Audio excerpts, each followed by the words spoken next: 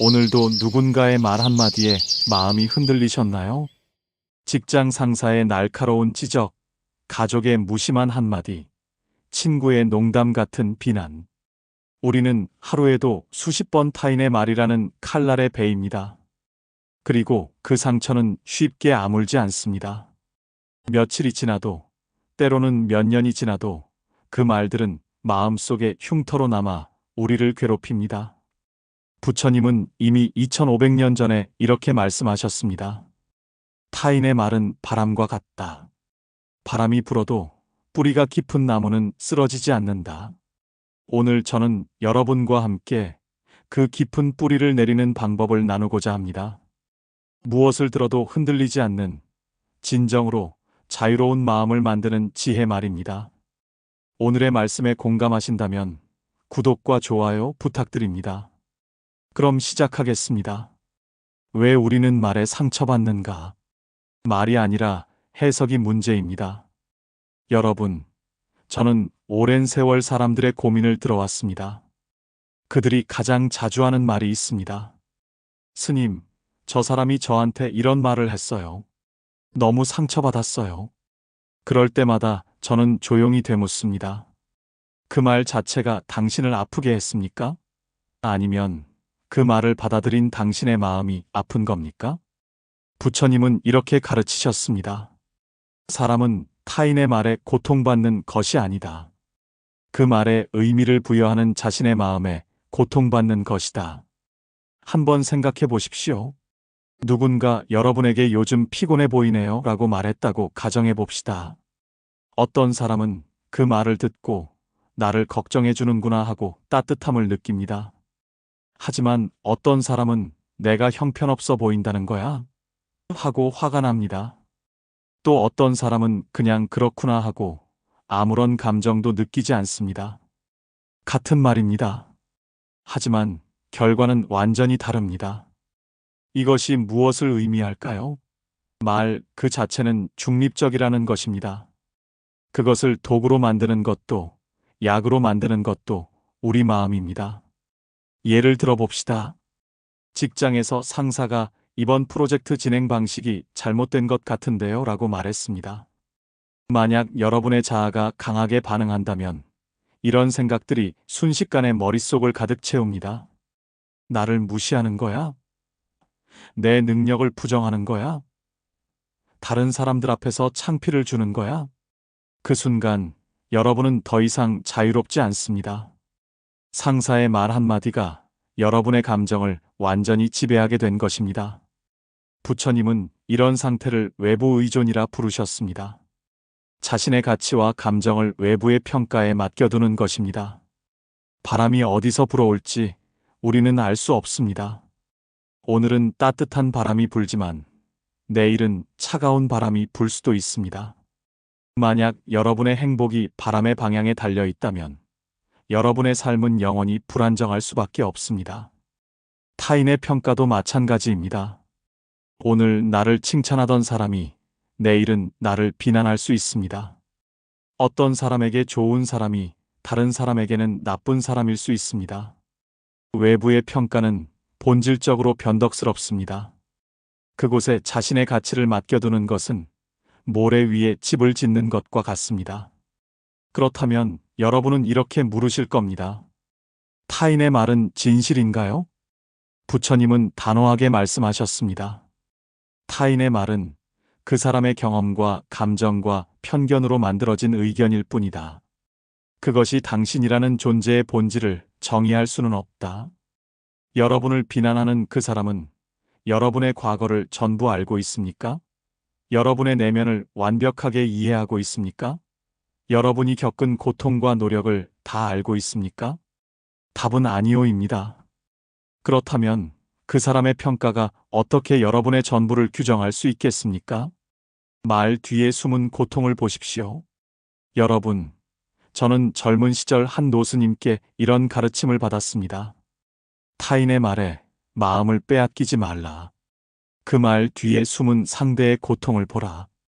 처음에는 이 말이 잘 이해되지 않았습니다. 하지만 오랜 수행과 사색 끝에 깨달았습니다.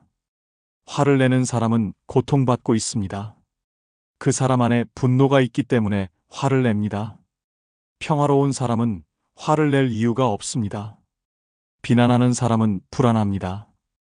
그 사람 안에 두려움이 있기 때문에 남을 공격합니다. 안정된 사람은 남을 깎아내릴 필요가 없습니다. 무시하는 사람은 자신감이 없습니다. 그 사람 안에 열등감이 있기 때문에 남을 무시합니다. 스스로 충만한 사람은 남을 무시할 이유가 없습니다.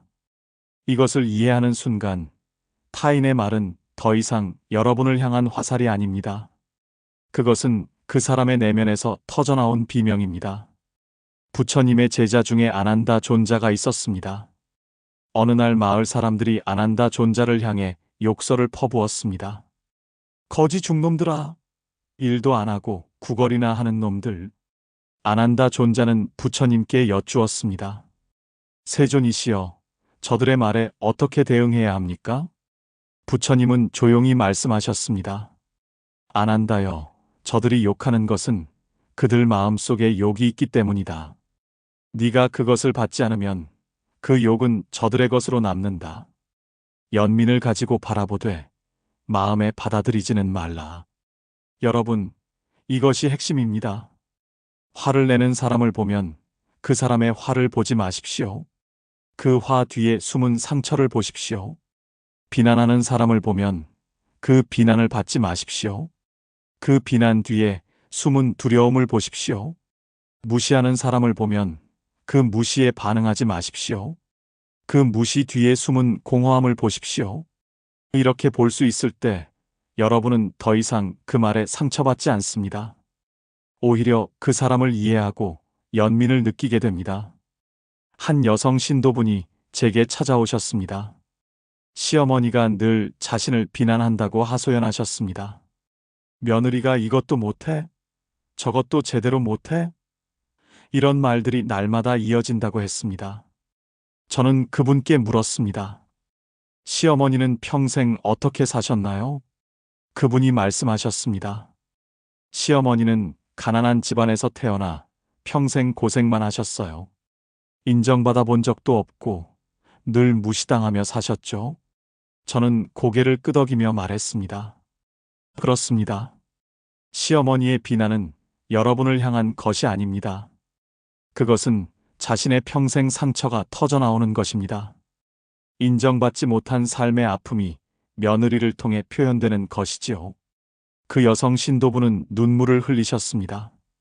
그렇군요. 제가 시어머니의 말만 들었지 시어머니의 아픔은 보지 못했네요. 부처님은 말씀하셨습니다. 적을 이해하는 순간 그는 더 이상 적이 아니다. 여러분이 할 일은 그 말에 맞서 싸우는 것이 아닙니다. 조용히 이해하고 필요하다면 연민을 느끼고 그리고 흘려보내는 것입니다. 반응하지 않는 마음을 훈련하십시오. 여러분, 우리의 뇌는 놀라울 정도로 빠릅니다.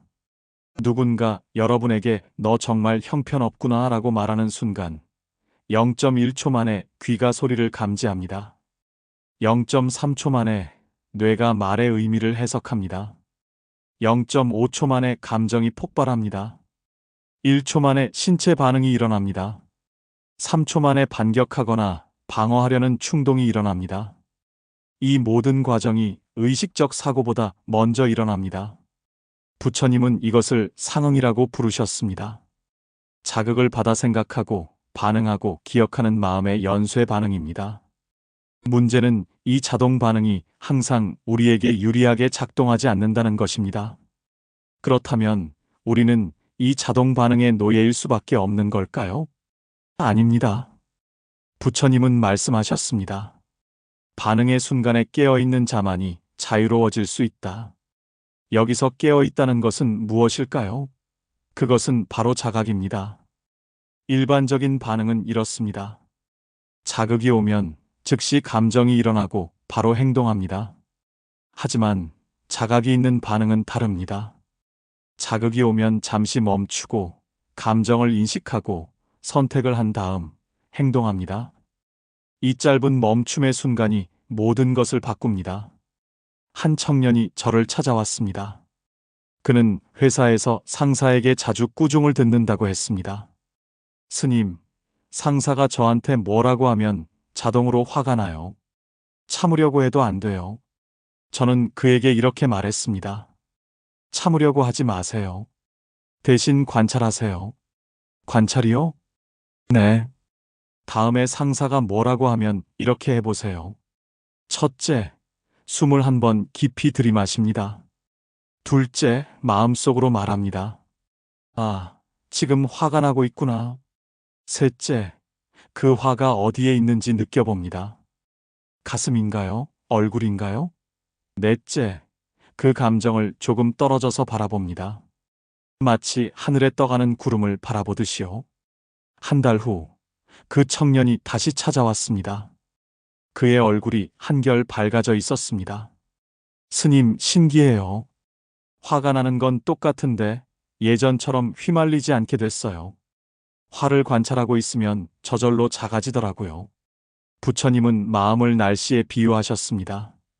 마음은 하늘이고 감정은 날씨입니다. 때로는 화창한 날도 있고, 때로는 비가 오는 날도 있고, 때로는 폭풍이 치는 날도 있습니다. 중요한 것은 하늘은 날씨에 의해 손상되지 않는다는 것입니다. 비가 아무리 많이 와도 하늘은 젖지 않습니다. 폭풍이 아무리 거세도 하늘은 흔들리지 않습니다. 날씨는 변하지만 하늘은 그대로입니다. 여러분의 본질은 감정과 분리되어 있습니다. 화가 나는 것은 괜찮습니다. 그것은 자연스러운 날씨입니다. 중요한 것은 여러분이 화 그 자체가 아니라는 것을 아는 것입니다. 여기서 오해하지 말아야 할 것이 있습니다. 반응하지 않는다는 것은 감정이 없어지는 것이 아닙니다. 냉정하고 차가워지는 것이 아닙니다. 아무것도 느끼지 않는 것이 아닙니다. 반응하지 않는다는 것은 감정에 휘둘리지 않는 것입니다. 감정을 지혜롭게 다루는 것입니다. 감정 속에서도 중심을 잃지 않는 것입니다. 부처님의 제자들도 기쁨과 슬픔을 느꼈습니다. 하지만 그들은 그 감정에 지배당하지 않았습니다. 마치 파도가 일어도 바다의 깊은 곳은 고요한 것처럼 그들의 내면 깊은 곳은 항상 평화로웠습니다. 선물을 받지 않으면 상처도 없습니다. 여러분, 부처님께서 사위성에 계실 때의 일입니다. 한 브라만 교도가 부처님을 찾아와 온갖 욕설을 퍼부었습니다.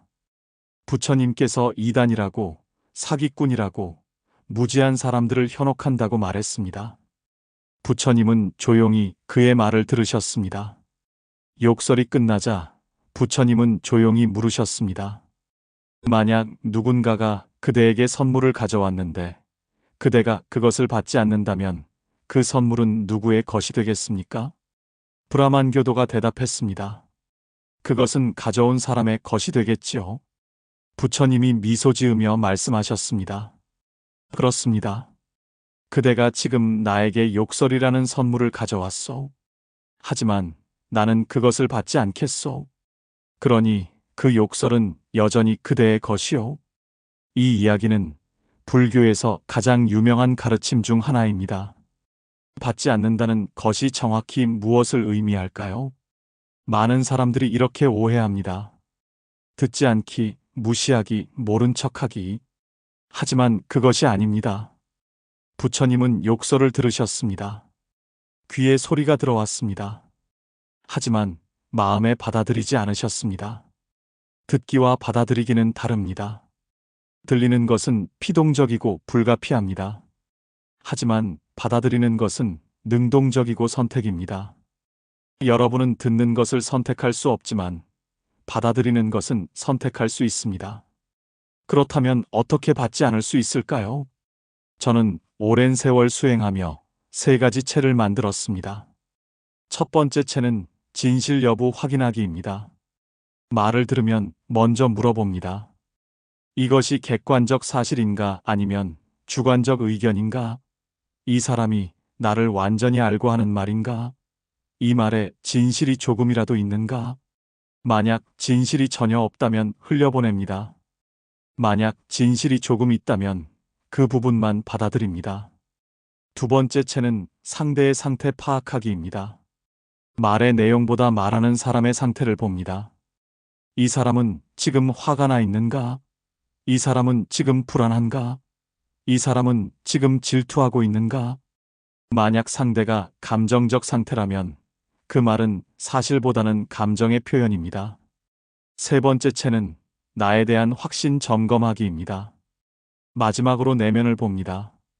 나는 내가 누구인지 알고 있는가? 나는 내 가치를 알고 있는가? 남의 평가에 내 가치가 흔들리는가? 만약 내 중심이 확고하다면 어떤 말도 나를 정의할 수 없습니다. 한 여성분이 제게 이런 고민을 털어놓으셨습니다. 친정어머니가 늘 네가 시집을 잘못 갔어. 그런 남편하고 뭐하고 사니? 라고 말씀하신답니다. 처음에는 그 말에 상처받고 남편에게도 화가 났답니다. 하지만 세 가지 채로 걸러보니 달라지더랍니다. 진실인가? 아닙니다. 제 남편은 성실하고 가정적인 사람입니다. 어머니의 상태는? 어머니는 평생 가난하게 사셨고 딸이 좀 더 부유하게 살기를 바라셨습니다. 내 확신은? 저는 제 선택을 믿고 제 가정을 사랑합니다. 그러자 어머니의 말이 더 이상 독이 되지 않더랍니다. 오히려 어머니의 걱정과 아픔이 보이더랍니다. 부처님은 말씀하셨습니다. 현명한 사람은 말의 폭풍에도 흔들리지 않는다. 어리석은 사람은 말의 산들바람에도 쓰러진다. 이 차이는 어디에 있을까요? 그것은 말을 자신의 마음 깊숙이 들이지 않는다는 것입니다. 현명한 사람은 말을 들어도 마음에 새기지 않습니다. 마음의 표면을 바람이 스쳐 지나가듯이 그냥 흘려보냅니다. 이것이 받지 않는 지혜입니다. 무적의 마음은 싸우지 않는 마음입니다. 여러분, 부처님은 이렇게 말씀하셨습니다. 타인에게 이기는 자는 강하다. 하지만 자신에게 이기는 자는 가장 강하다. 무적의 마음이란 무엇일까요? 그것은 누구에게도 지지 않는 마음이 아닙니다. 그것은 누구와도 싸우지 않는 마음입니다. 저는 젊은 시절 강한 사람이란 누구에게도 지지 않는 사람이라고 믿었습니다. 부당한 말을 들으면 반박했습니다. 비난받으면 증명하려 했습니다. 정의를 주장하며 싸웠습니다. 하지만 어느 날 스승님께서 이렇게 말씀하셨습니다. 옳은 말을 해도 마음이 흔들린다면 그것은 이긴 것이 아니다. 그 말씀에 저는 가슴을 치게 되었습니다. 아무리 말로 이겨도 마음이 분노로 가득하다면 그것은 패배입니다. 무적이란 아무도 적으로 만들지 않는다는 뜻입니다. 타인을 책망하지 않고 자신을 책망하지 않고 분노에도 슬픔에도 휘둘리지 않습니다. 그 마음은 어떤 폭풍 속에서도 고요하게 타오르는 등불과 같습니다. 부처님께서 어느 날 제자들에게 물으셨습니다. 욕을 먹어도 침묵하는 자를 어떻게 생각하는가? 제자들이 대답했습니다. 약한 사람이라고 생각합니다. 부처님은 미소 지으며 말씀하셨습니다. 그것은 틀렸다. 침묵은 약함이 아니라 힘의 표현이다. 마음이 흔들리지 않는 자가 가장 강하다. 이 침묵의 힘이야말로 무적의 마음입니다. 여러분, 사람의 말에 상처받는 것은 자신을 지키려는 마음이 있기 때문입니다. 하지만 진정으로 강한 사람은 지킬 것이 없습니다. 공격받아도 잃을 것이 없습니다. 왜냐하면 마음을 타인의 평가에 맡겨두지 않았기 때문입니다. 제가 오랜 수행으로 배운 것이 있습니다. 타인의 말에 흔들릴 때 내 마음은 상대방의 손 안에 있습니다. 하지만 그 말을 받지 않고 마음을 지켜볼 때 그 마음은 내게로 돌아옵니다. 이 순간 사람은 무적이 됩니다. 어느 마을 사람이 부처님을 모욕한 적이 있습니다. 부처님은 고요히 듣고 계시다가 아무 말도 하지 않으시고 조용히 자리를 떠나셨습니다. 제자들이 여쭈었습니다. 세존이시여, 왜 반론하지 않으셨습니까? 그토록 심한 모욕을 당하셨는데요. 부처님은 미소 지으시며 대답하셨습니다. 그의 말은 그의 고통의 소리다. 내가 그것을 받지 않으면 고통은 그곳에서 끝난다. 이것이 무적의 마음입니다. 분노와 증오는 주고받을수록 커집니다. 하지만 누군가 그것을 받지 않으면 그 사슬은 끊어집니다. 여러분이 고요히 있음으로써 상대의 고통도 사라집니다. 이것은 가장 자비로우면서도 가장 강한 승리입니다. 부처님은 말씀하셨습니다. 마음의 평화를 얻은 자는 어떤 적에게도 이미 이긴 것이다.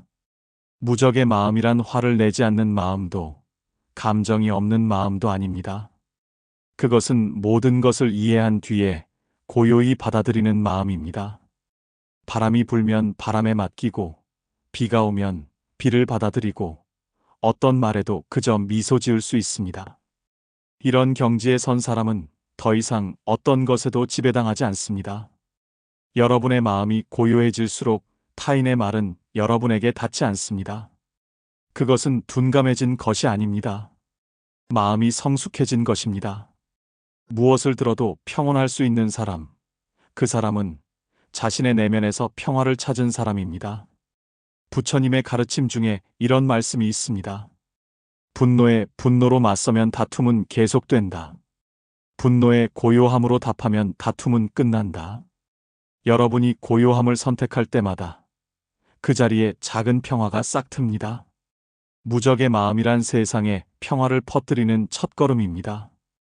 한 노인분이 제게 이런 말씀을 하셨습니다. 스님, 저는 평생 남들과 싸우며 살았습니다. 옳다고 생각하는 걸 지키려고 싸웠고 인정받으려고 애썼습니다. 그런데 이제 나이가 들고 보니 그 싸움들이 다 무의미했어요. 진 적도 없고 이긴 적도 없더라고요. 그냥 내 마음만 지쳐 있었습니다. 저는 그분의 손을 잡고 말씀드렸습니다. 지금이라도 깨달으셨으니 다행입니다. 진정한 승리는 싸워서 이기는 것이 아닙니다. 싸울 필요가 없어지는 것입니다.